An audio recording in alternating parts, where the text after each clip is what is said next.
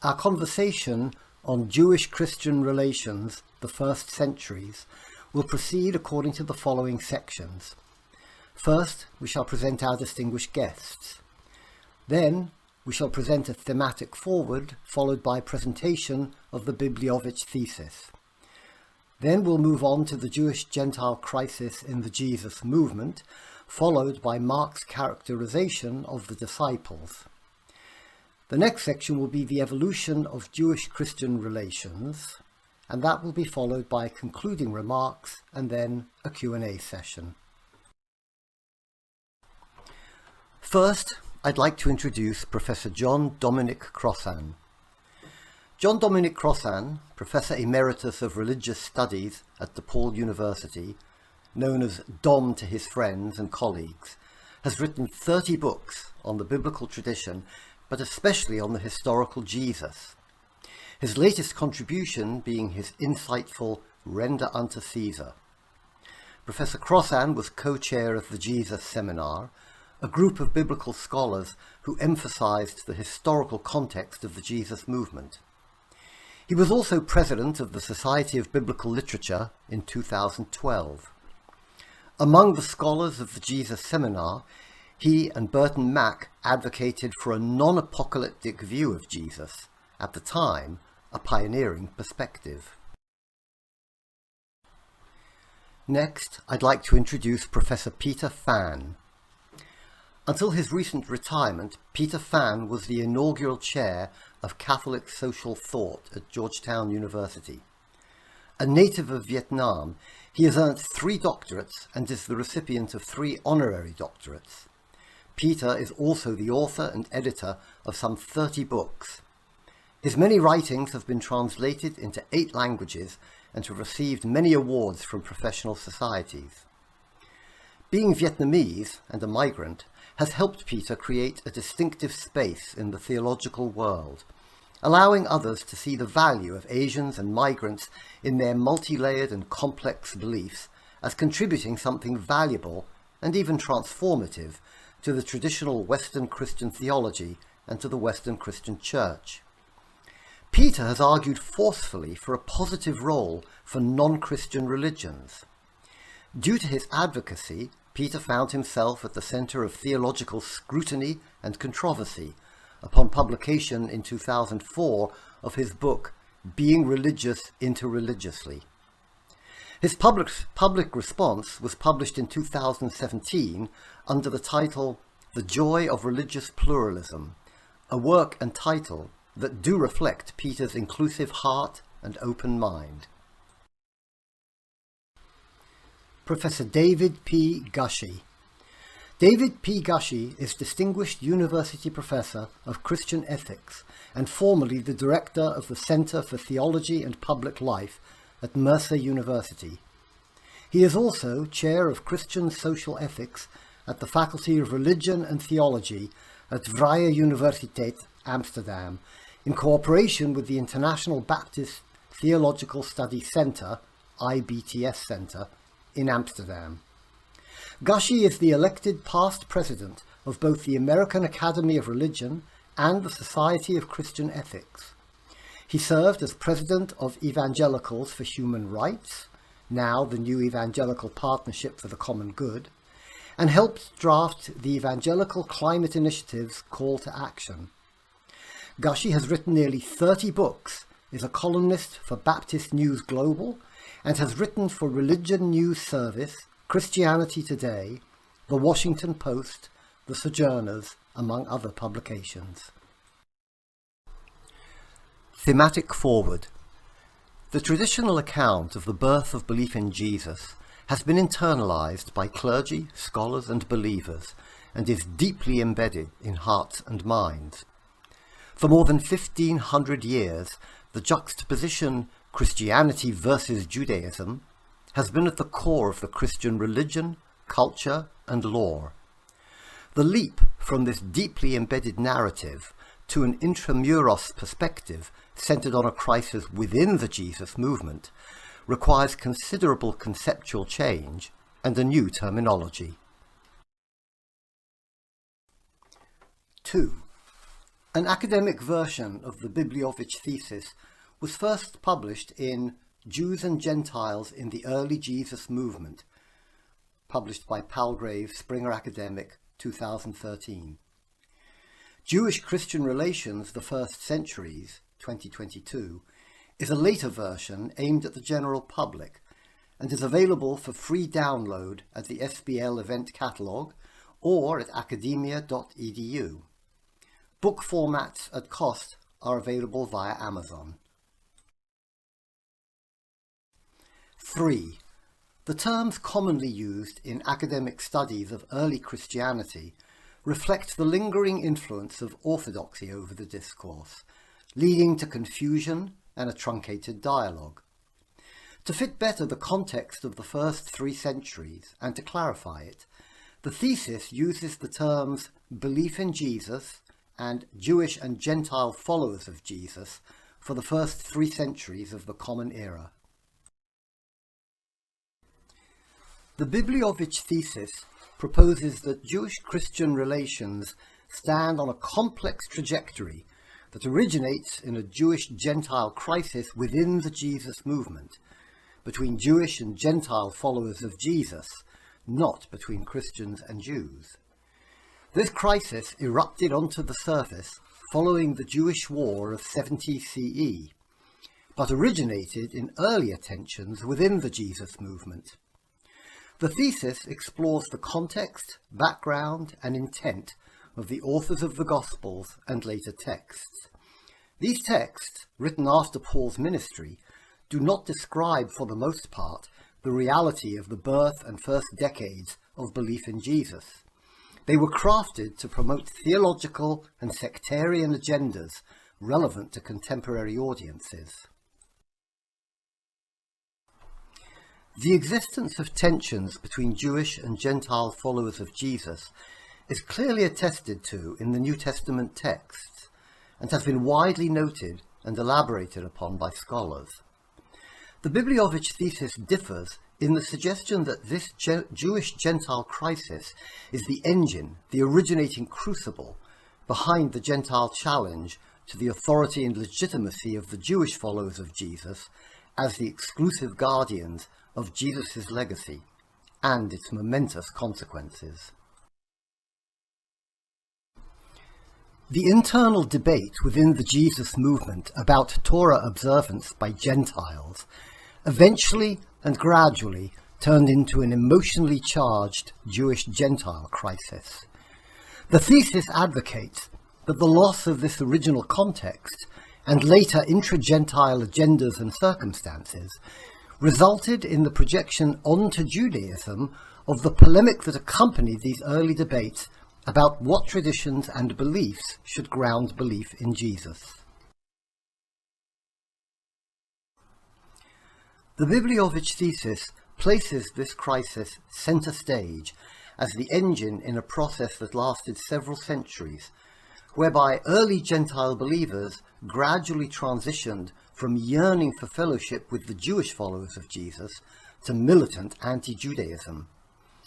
This progression from failed fellowship to militant anti-Judaism took place in different communities at different paces. Let me begin by congratulating you on this beautiful book that you have written. Now, let me say that I am in full agreement with your thesis, we call Bibliovich thesis, and which is this, that the debate, the controversy, the early controversy in the New Testament was not between Judaism and Christianity.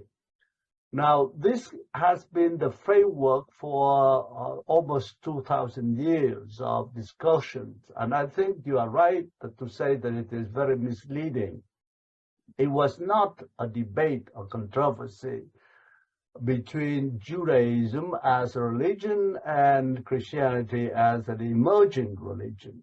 Rather, as you correctly pointed out, the controversy is between the Jewish followers of Jesus and the Gentile followers of Jesus, mostly under the leadership of Paul. Therefore, the debate, the controversy was not between two different religions, but happened within the Jesus movement. It's within the movement that emerged. We call it the Jesus movement. So I think that you have set the correct terms, the correct framework for understanding the relationship between Judaism and Christianity. I think this is a very important point you make. The implications of this is tremendous. The implications of thesis for theology, Christian theology, for the relationship between Jews and Christians today are immense.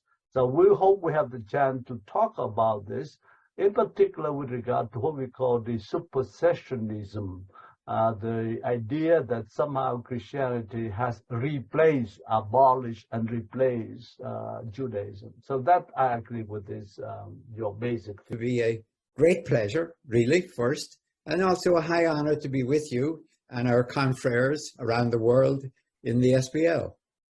Let me think with you now for a second, because I'm very close to agreeing with you. I think myself that the great parting of the ways, the irrevocable parting of the ways, was not about theological issues, but about slaughter. So I think the war, not any theological debate.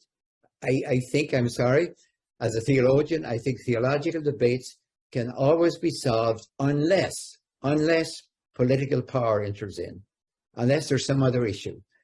Well, I would first like to say a word of congratulations to my friend Abel Bibliovich for the achievement of this book.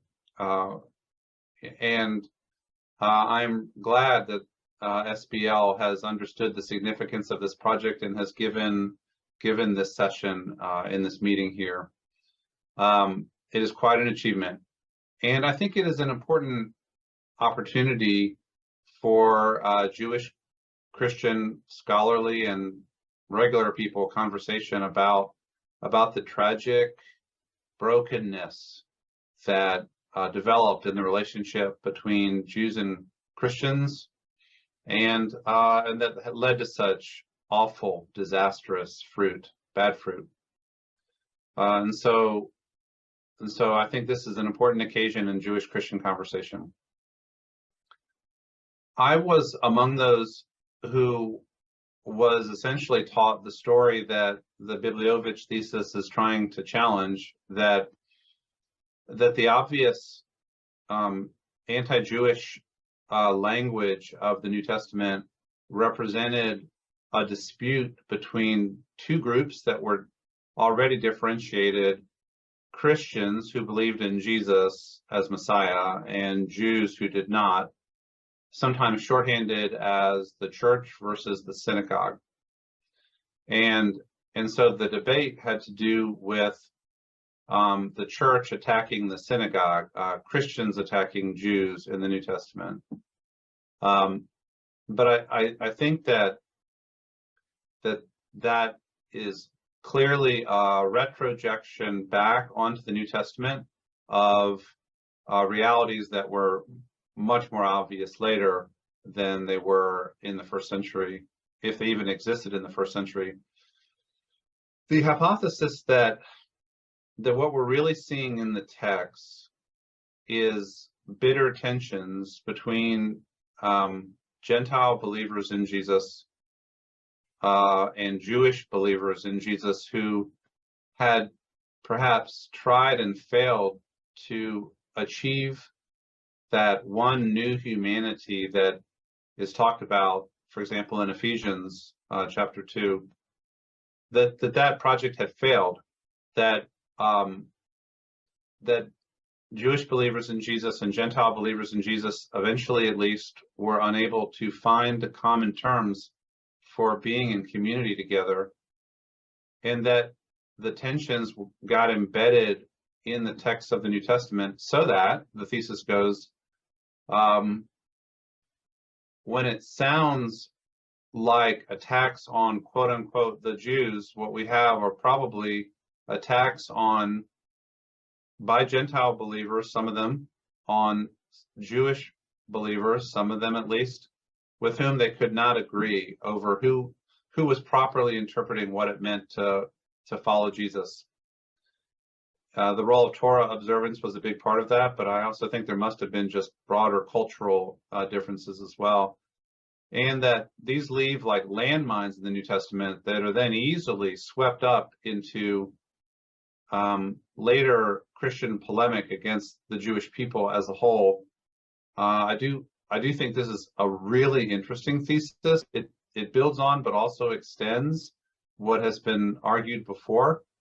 And so I think it is a conversation well worth having. And the details need to be looked at, case by case, book by book, verse by verse.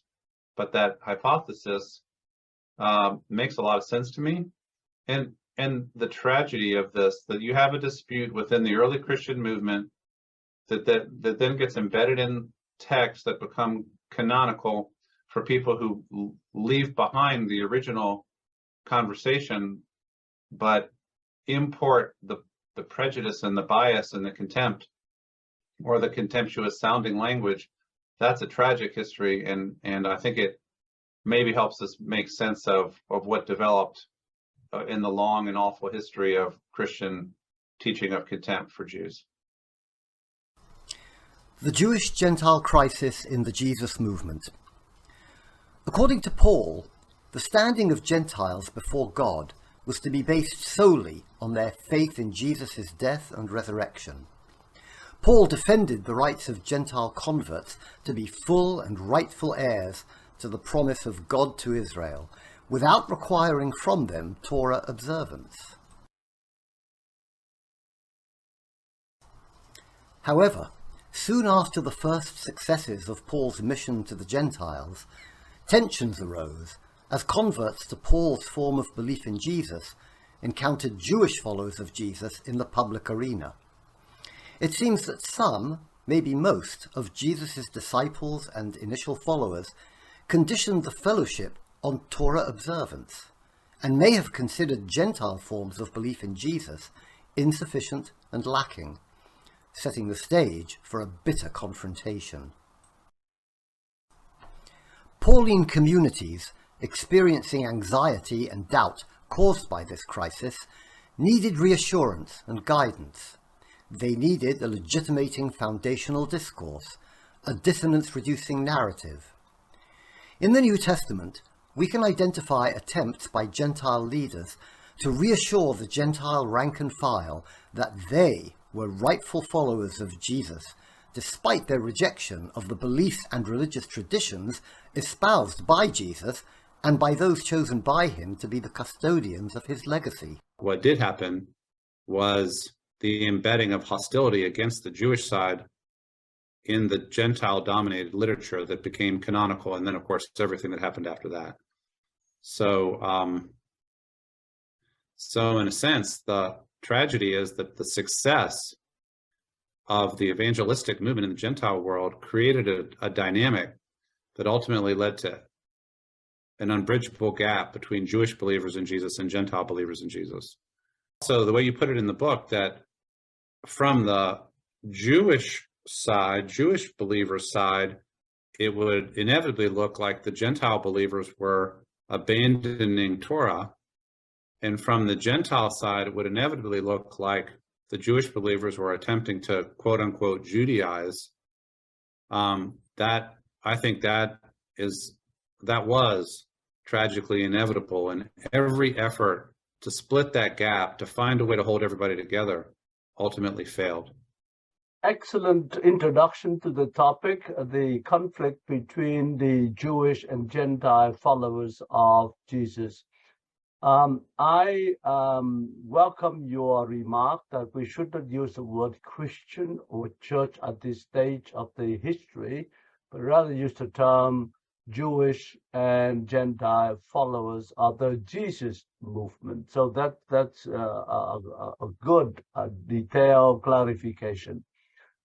With regard to your point, I agree wholeheartedly that the conflict that arose between the Jewish and the Gentiles followers of Jesus had implication for the issues of who are the legitimate followers of Jesus, what are the conditions for a rightful and full discipleship to Jesus, number one, and number two, who can have the authority, whether the exclusive authority to decide what is genuinely requirement, the general requirement to be disciples of. First question, that the Gentiles, according to Paul, have the full rights to claim that they are authentic and disciples of Jesus.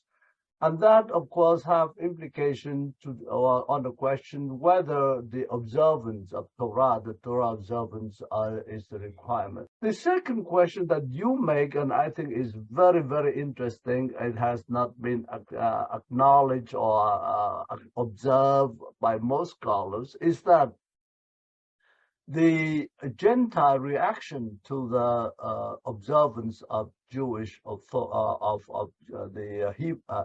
the Torah observance questioned and finally rejected the exclusive authority of the followers, the Jewish followers of Jesus, to decide what is authentic, what is true, what is absolute requirement for being disciples of Jesus.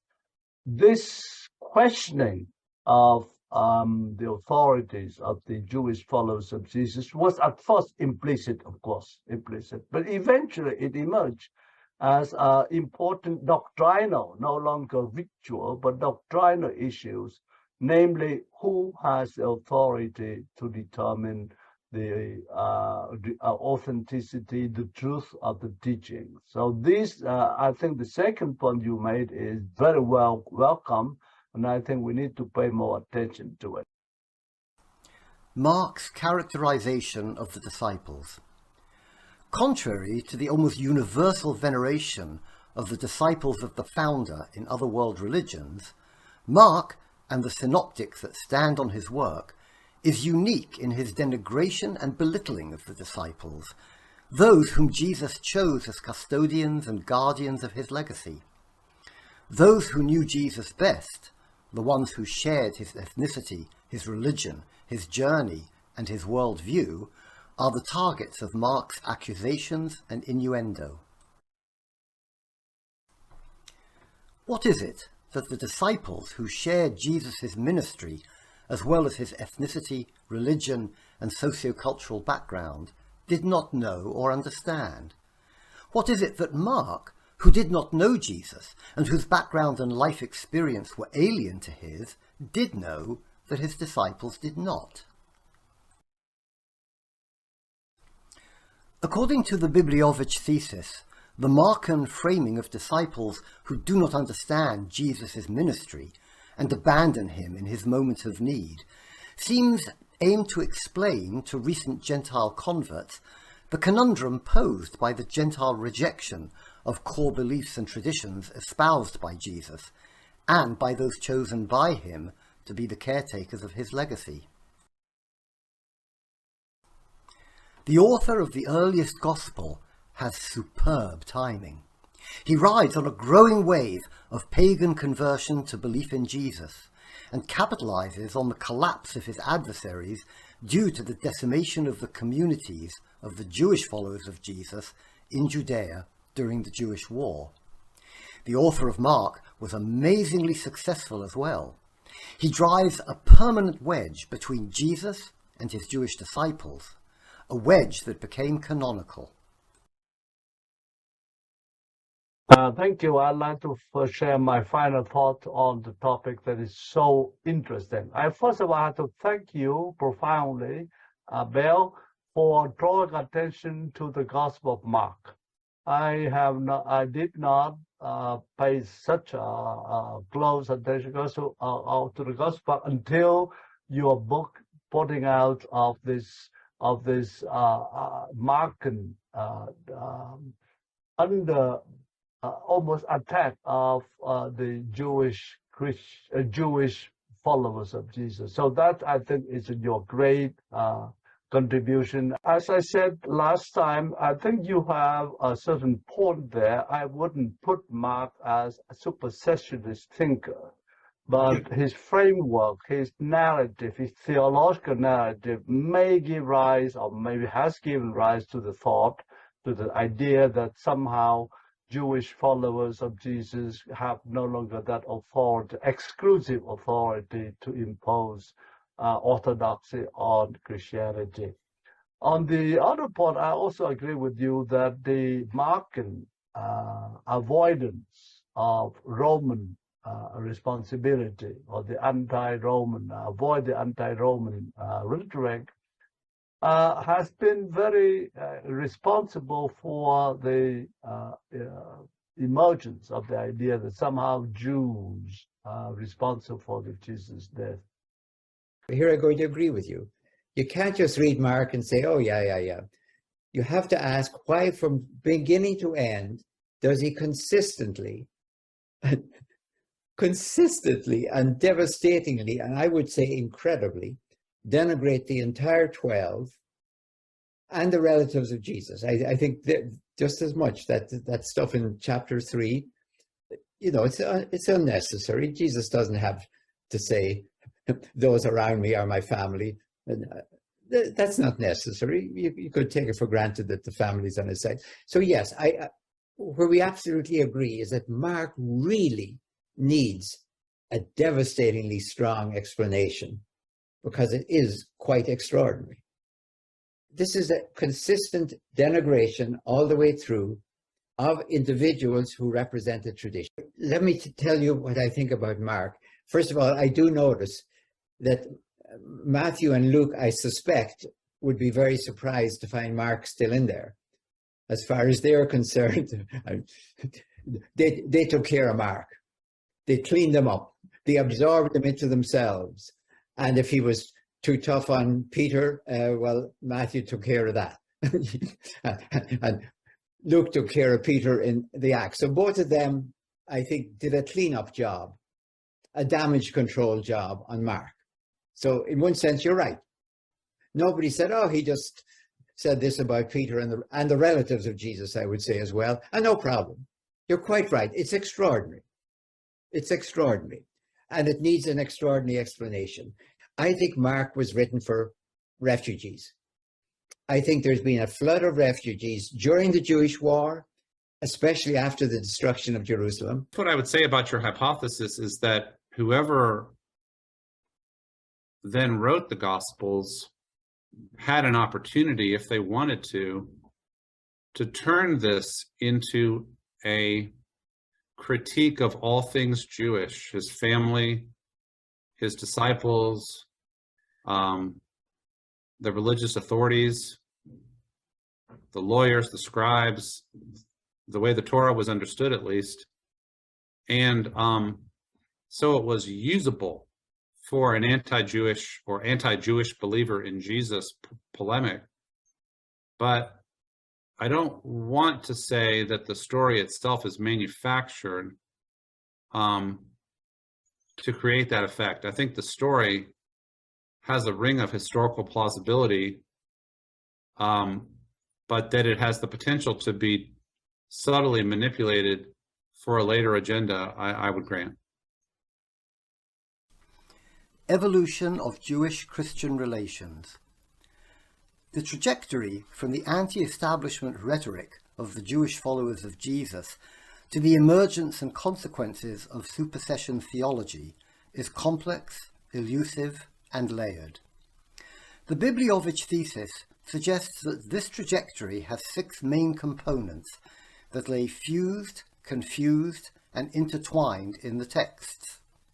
Although these components were necessary building blocks of the trajectory, a chronological sequence is not implied. Number 1, polemic by the Jewish followers of Jesus against the Judean establishment. Number 2, polemic by Gentile believers against the legitimacy, character, beliefs and traditions of the disciples, the founding fathers of the Jesus movement. Number 3, appropriation theology, the claim that Pauline believers in Jesus replaced the Jewish followers of Jesus as the new Israel, as God's new chosen. Number 4, decontextualization and subversion of the Judean tradition of self-criticism and prophetic anti-establishment censure. Number 5, supersession theology, the view that the Pauline interpretation of Jesus' legacy replaced and annulled the beliefs and traditions espoused by Jesus and by his first followers. And number 6, later loss of this context, fusion, confusion, and misinterpretation of these rhetorical layers and their projection onto Judaism. I'd like to point out immediately that you have done very well in isolating these 6 components: layered, fuse, and intertwined. But it is not chronological. So that when you read the 6 elements, do not think that these are chronologically happen. They happen more or less at the same time. They confuse, they fuse, they mix together. So that's important. It is not a chronological elaboration of how supersessionist theology emerged. I think this is a move that is helpful. Maybe one way to say it is that the basis of salvation is now belief in Jesus and his atoning sacrifice on the cross. The people who believe that are the ones who are the proper followers of Jesus. The people who don't believe that don't get it, and that distinction would correspond with the founding Jewish Torah observant movement versus the Pauline movement. I see rabbinic Judaism and Christianity, and you can argue which is more in the biblical tradition or the Jewish tradition, as common offshoots. And if I could play with Paul's metaphor, it's almost like a single olive tree that branches out into 2 olive trees, two valid olive trees from the same root. Number 1, polemic by the Jewish followers of Jesus against the Judean establishment. The Bibliovich thesis suggests that, at first, allegations against the Jewish authorities, distinct from later attacks on the Jews, may signal that we are reading textual traces of Jesus' disciples and first followers, filtered through the prism of Gentile editing. This would be a Qumran-like sectarian layer of confrontational rhetoric, originating in the relationship between the Jewish followers of Jesus and establishment Judaism. Let's make it very clear that the criticism that the earliest followers of Jesus made against the Jewish establishment was not an outlier. They were not the only one. You mentioned the Qumran community. The Qumran community criticized, rejected the priesthood of the temple, right? And then within, so Qumran represent a radical departure from the Jewish establishment, particularly the temple, the priesthood, and so forth. That's number 1. So the critique of that Christian, the Jesus movement made against Judaism was not the only one. It's just part of a lot of different sects. So there is already within the Jewish establishment diversity of view, diversity of school, diversity of interpretation of the Torah. There is a lot already within the Jewish establishment, varies the conflictive interpretation of Scripture. So I agree with this. It is important to see that the debate. Yes. And if anyone brought that up to me, I would say, yeah.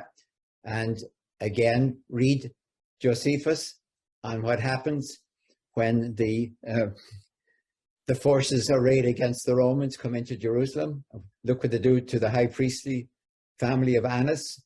So if I looked at Josephus and I looked at the gospel, I would find that Josephus is telling me of Jewish people, not followers of Jesus, who are even more against the Judean establishment. I see Jesus as a radical, maybe Qumran-like prophet, challenging the legitimacy of all of the above, and his first followers would have picked that up as well. And we actually see traces of that in the book of Acts, for example. So yeah, all of that is plausible to me, and then that could be edited to be later and interpreted as the Jews are bad, right? And I think that that is what gets picked up in the tradition. Number 2, polemic by Gentile believers against the Jewish followers of Jesus.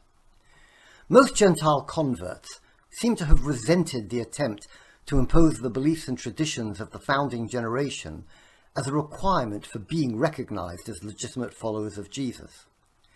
These beliefs and traditions, while integral and intrinsic to Jesus and to his Jewish followers, were alien to most non-Jewish converts and consequently emerged as wedge issues.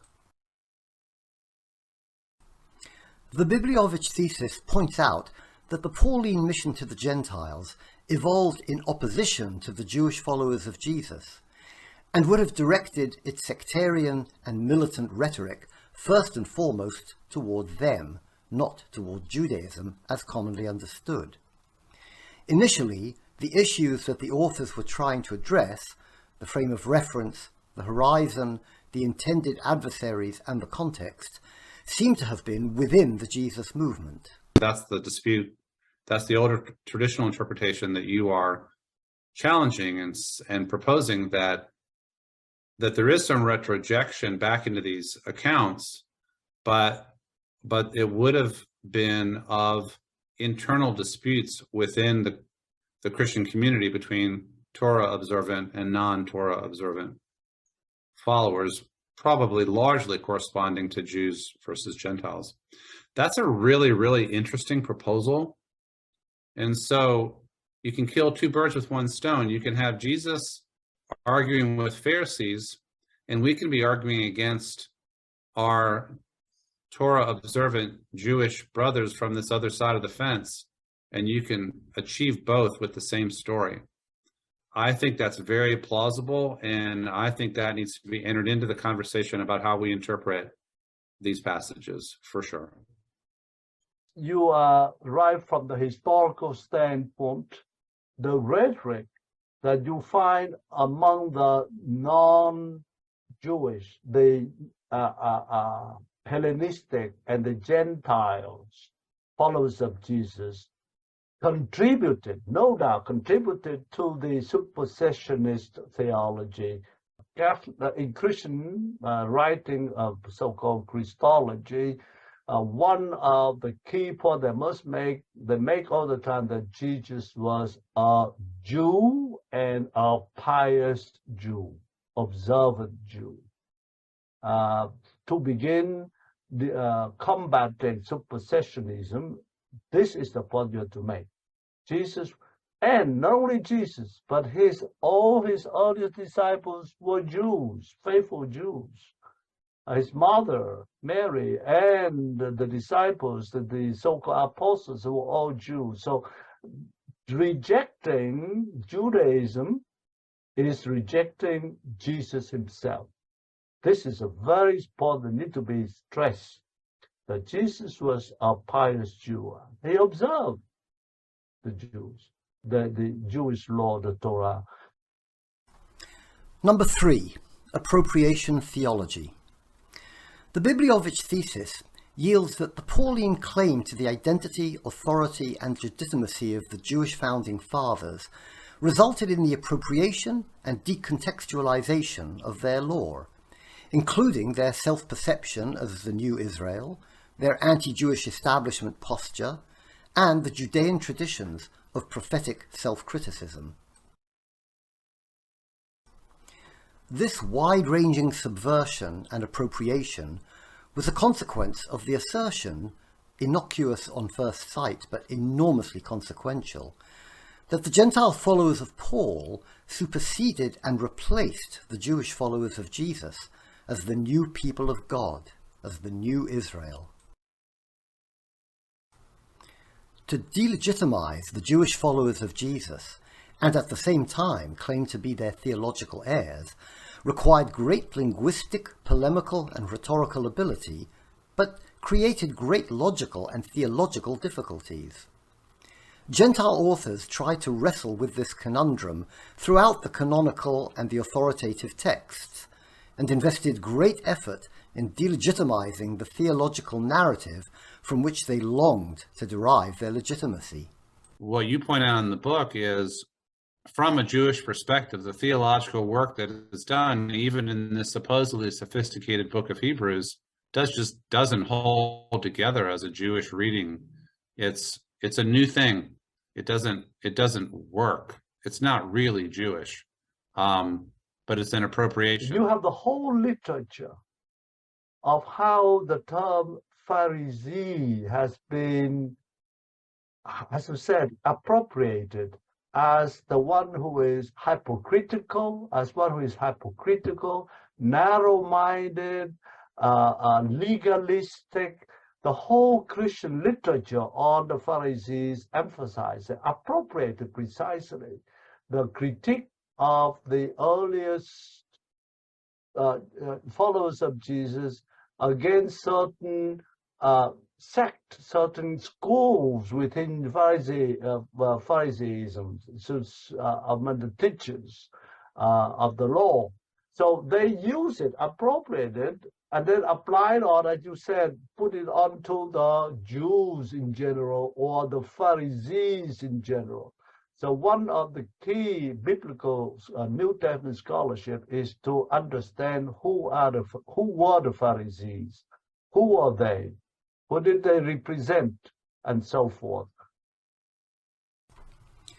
Number 4, decontextualization and subversion. Judean self-criticism and Judean anti-establishment rhetoric, the quarry where many Pauline polemical stones originate, do reflect Jewish humility and the traditional Judean inclination to chastise and humble the people and its leaders. This unique Israelite tradition of self-criticism was harnessed by Pauline thinkers to justify the Jewish forfeiture of God's favor, i.e., the transfer of God's favor from the founding faction to the Gentile followers of Paul. These assertions and the appropriation of the Jewish scriptures gradually morphed into claims to the supersession of Judaism by Christianity. Ironically, the lore of the Jewish founders of the Jesus movement turned out to be a trove of anti-establishment polemical arrows that Gentile believers could use to denigrate the Jewish establishment of the movement. In the anti-Jewish establishment traditions of the Jewish followers of Jesus and other Judean sectarians, Pauline leaders found a ready-to-deploy arsenal that could be used to demote the Jewish establishment of the Jesus movement. So as many elements of Hebrew Bible as could be deployed for the purpose of a supposed continuity, all of it was necessary. And that would include not just some of the ones that you've named, but also, say, the idea that Jesus is in the Davidic line. So you need to do that whole lineage thing, right? The idea of Messiah being clearly taught in the Hebrew Bible and Jesus clearly fulfilling the messianic prescriptions. The idea of Hebrew Bible prophecies being fulfilled in Jesus, and then all the stuff about covenant and Torah and sacrifice and priesthood and temple, all of it needed airtight fulfillment, supersession fulfillment, continuity. So I think that the decision to remain, to claim continuity and to keep the Hebrew Bible is also part of the story that you were telling. But in the end, it's a Gentilized version. And what Gentile Christians make of the Hebrew Bible often has little or no resemblance to what actual practicing Jews either made of the Hebrew Bible 2,000 years ago or make of it today. I think Gentile Christians did terrible things here. For example, they often told stories that were based on prophetic fulfillment and then upbraided the Jewish authors for not seeing what they had fulfilled in them, as it were. So yes, the prophetic self-criticism was used regularly. The Old Testament, the Hebrew scripture, prophets critique the priesthood, the people in general. That kind of critique was then appropriated by Christians, right? They were appropriated to identify themselves, to give themselves legitimacy by saying, well, look, even the Jewish prophets themselves were critical, were highly critical, rejected the people. And one of them promised the new covenant, Jeremiah. Talk about the new covenant, the covenant that made of flesh, not of stone. So Christians appropriated this prophetic criticism of the Jewish establishment and say, look, we are not doing something new. We simply repeat what the prophets were saying. And I said, this is so pernicious, so dangerous. It is an abuse of biblical Hebrew text for Christian purposes. To identify themselves, to legitimize themselves, to say that now we are the true Israel, the new Israel, the Verus Israel, that we say, the true Israel. And this use of the prophetic criticism, as I said, is absolutely perverse. And we have to be very careful of that. And all the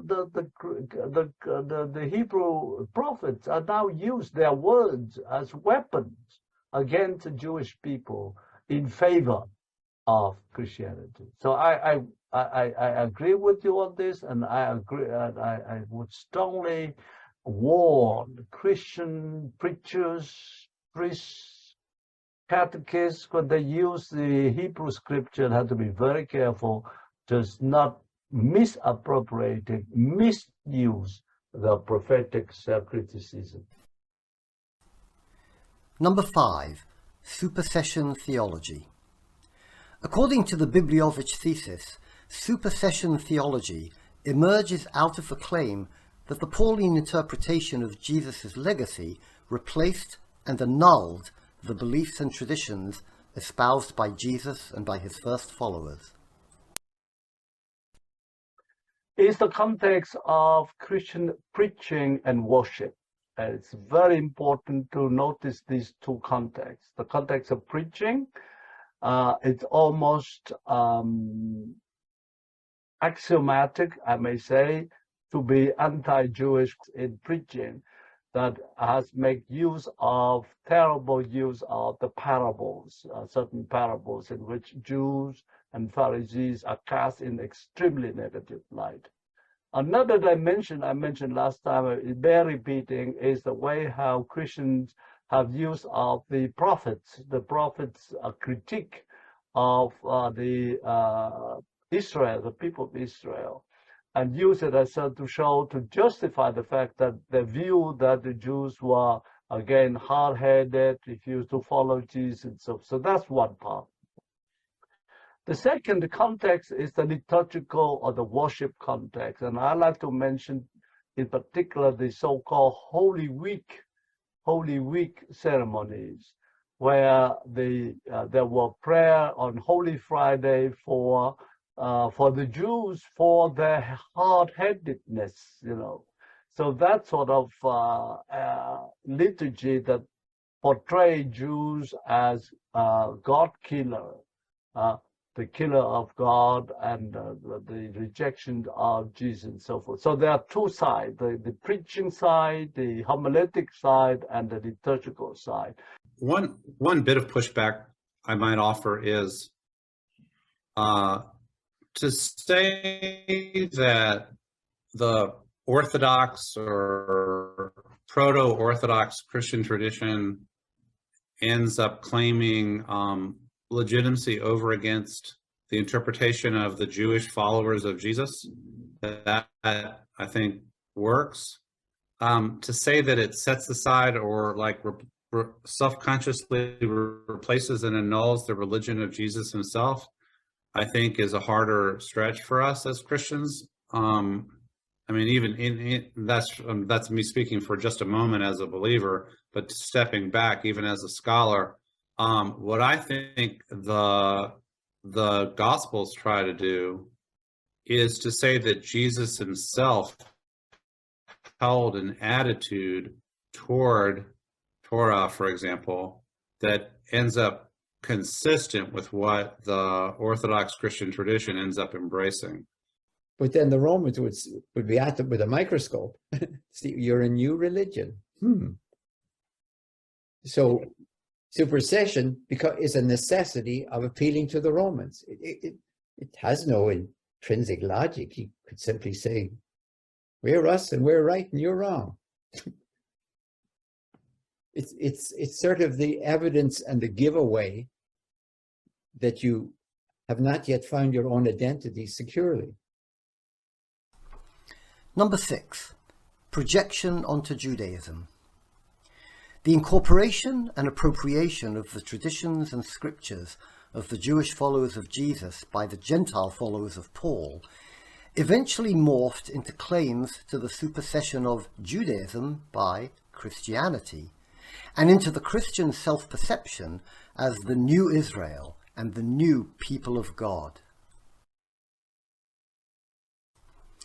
Arguments originally deployed by the Jewish followers of Jesus against the Judean establishment, you have lost God's favor, we are God's new chosen, we are the new Israel, we embody a new covenant, the temple and the priesthood are defiled and no longer authoritative, etc., etc., were appropriated and incorporated by the Pauline, intent on taking over the role of the Jewish followers of Jesus as the custodians of Jesus' legacy. The Bibliovich thesis summarizes that although the original concerns, horizon, and adversaries were within the Jesus movement, somewhere along the way, and in the service of later agendas, authors and audience seem to have lost the distinction between the Jewish followers of Jesus, their Gentile sympathizers, and establishment Judaism. The 5 components surveyed above lay now fused, confused, and intertwined in the text. They eventually merged into an undifferentiated and tumultuous river of anti-Jewish incitement. Eventually, dynamics of fusion, confusion, extrapolation, and projection converted an internal debate about Judaism into undifferentiated anti-Judaism. What you are, I think, successfully showing is it's not just that the canon can be used by anti-Semites to incite hatred, but that the canon itself has already got polemical elements, but that those polemical elements appear to have been internal to the Jewish, Gentile, Torah, non-Torah conversation within the early church in its first 150 or 200 years. And I think that makes sense. There's always been, I think you've deepened a hypothesis that has been in one way or another out there, but that it would then be led by or read by later readers as undifferentiated, toxic river of anti-Jewish incitement is a fact. And the only word I can use to describe this is tragedy. Just wanted to flag that powerful line about an undifferentiated and tumultuous river of anti-Jewish incitement. Yes, that is true. Yes, that is what develops in the tradition. And in your book, in the latter part, you give us just even a small set of examples of that anti-Jewish incitement. That is unknown to many Christians, even to this day, not to scholars. But it is, I would say, the worst legacy of Christianity, of ancient Christianity, to the world. Full stop. I'd like to come back to the notion of new people of God, new Israel, and so forth. These kind of expressions that were very common in Christian theology.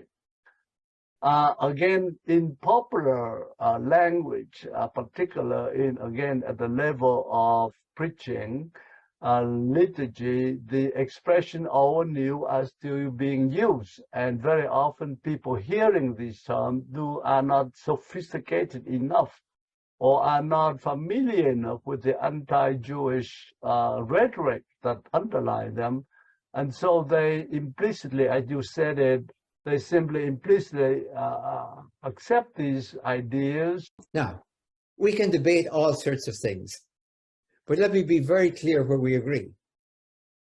That any hint of anti-Judaism in the gospel that leads to, or is the seedbed for, or a hint of racial anti-Semitism is not just theologically wrong, but historically invalid and evil.